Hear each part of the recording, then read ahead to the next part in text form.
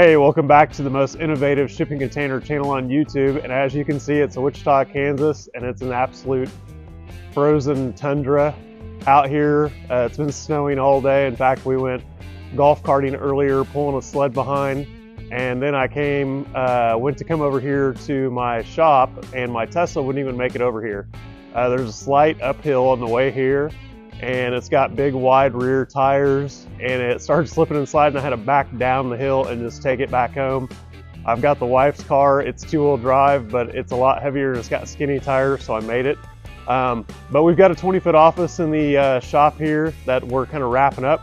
So I wanted to show you a few things on it, and the weather is kind of relevant to a few things that you want to pay attention to on the containers with the windows and doors. So let's go inside the warm shop and take a look.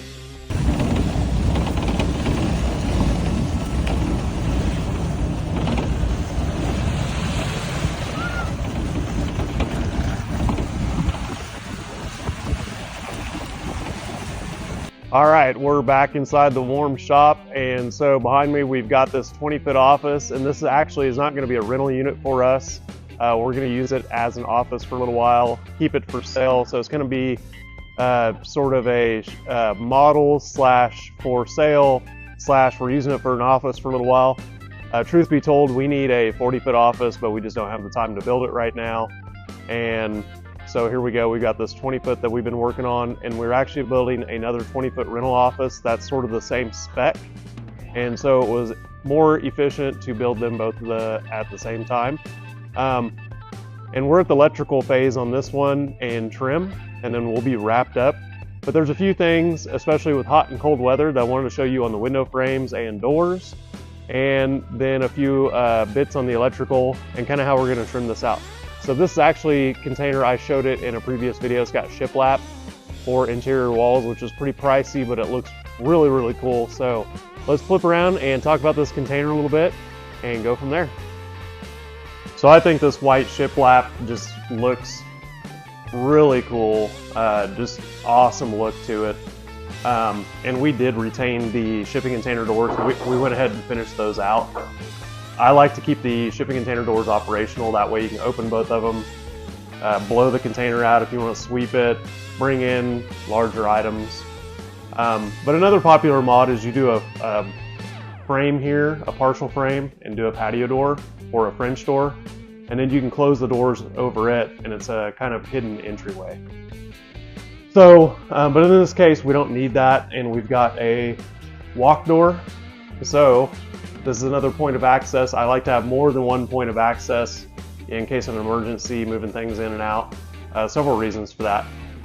But if you had a container that, say, you're going to put out on some land and you wanted it to be inconspicuous, you may not have doors and windows, but you can put a door, a patio door, walk door, anything behind these container doors, close it up, and no one walking by the container is really going to know that it has anything in it, and it's probably just used for storage.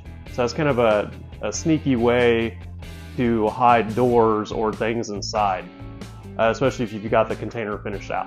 So what I want to show you guys is when we do these walk doors, we do a 3 or 4 inch frame. This is a 3-inch frame.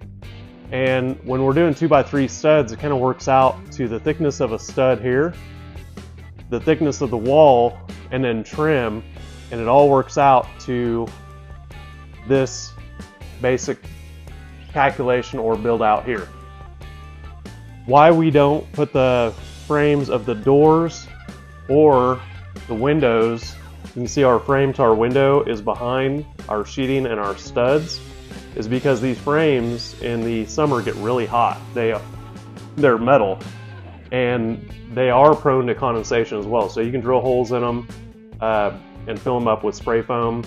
But what we don't want employees, customers, anyone else touching these frames in the summer because they're really hot. So basically, we do a more narrow frame, get that hidden behind the insulation and walls. And so now what we're going to do is run our trim out horizontally here and here, and then we will finish with our trim over that. And we just use a square like 3/4 inch white trim. But over here on the door, we're done. So we may paint this stud, and I want to show you how this finishes out here. And I did a video on doors the other day, but we actually just weld our hinges to the door frame, as you can see there. So this is, and then that's the drip rail on top. You don't have to put a drip rail, but a lot of containers don't sit perfectly level or away. Some containers, depending on where you place them, might be leaning like this a little bit. And no door, even on your house, is going to be completely waterproof. So a drip rail really deflects that water from coming in any little tiny holes and gaps that you may have. So drip rail is a nice little, $30, $40 add-on / insurance. So what we've got left on this container is touch-up paint and paint the door, touch-up around the windows.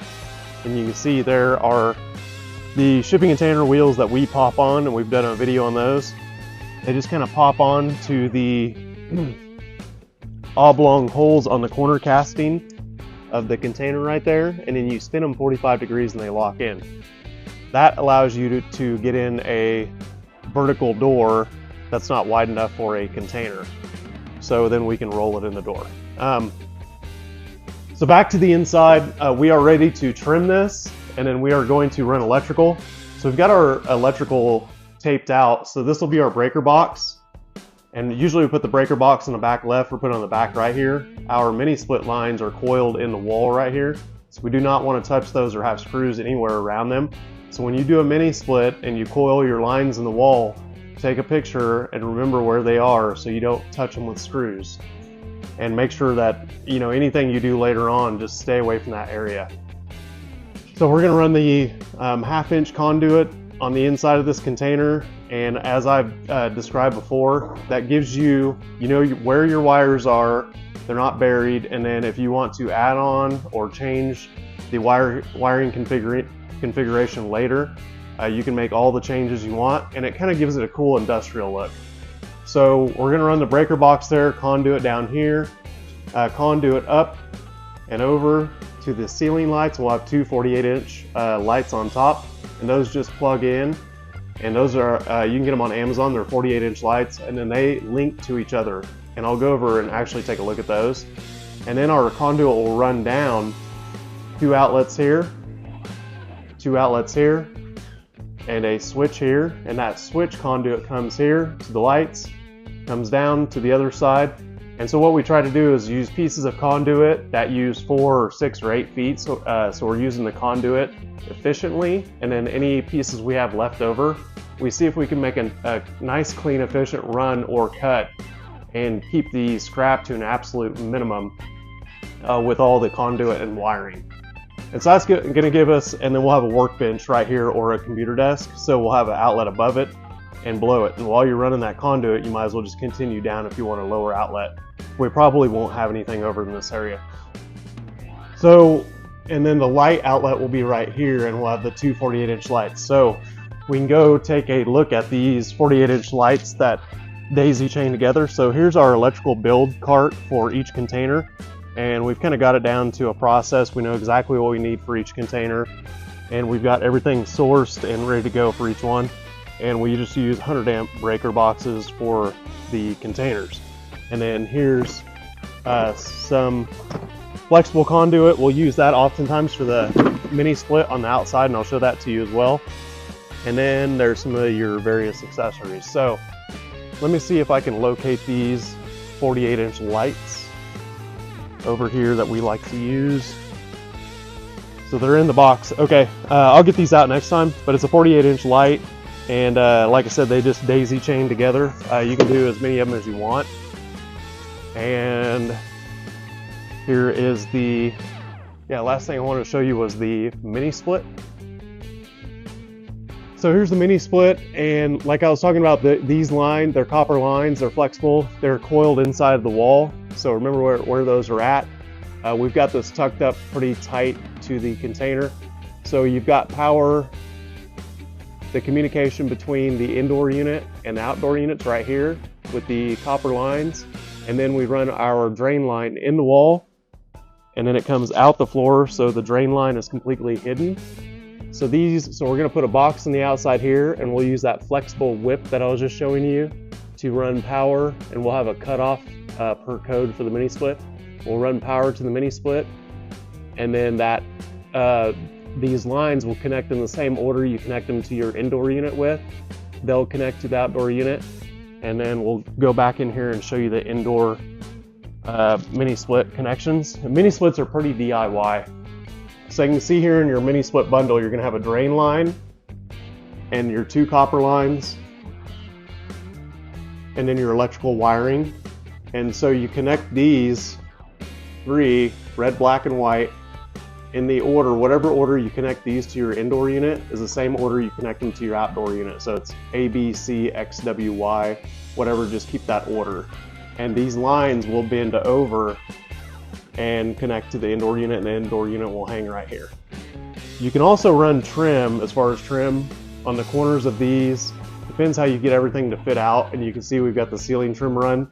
You know, corner trim or bottom trim is optional depending on how everything fits, or you could even use some white silicone to kind of fill any gaps that you wanted to. So after we run the electrical and do the paint touch up on this one, this office will be done and ready to go. So like and subscribe, and thanks for watching as always. So one thing I wanted to add on the mini split electrical here is we're going to run a box out here, and this entire container, the mini split draws about 8 amps running all out. Well, we want to wire this container where it runs off an extension cord, so that's going to be 15 amps at 120 max. And so we can put different breakers in the breaker box, 15 amps each for different circuits in case we want to run it sort of with more power later, but all that is really irrelevant because the whole thing's running off a 15 amp circuit. So we're gonna run, you know, let's say 8 amps on the mini split. Lights, computers, everything else that's inside is not gonna take more than 4 or 5 amps. So yes, we're gonna be right at the limit of an extension cord if the mini split is running all out. But what's cool is we're gonna leave a little cord hanging out of an exterior box here, and you just walk up with an extension cord and plug this in, and you're ready to go, and you can run it off any just exterior, outdoor, regular outlet and run this entire container. So that's pretty slick.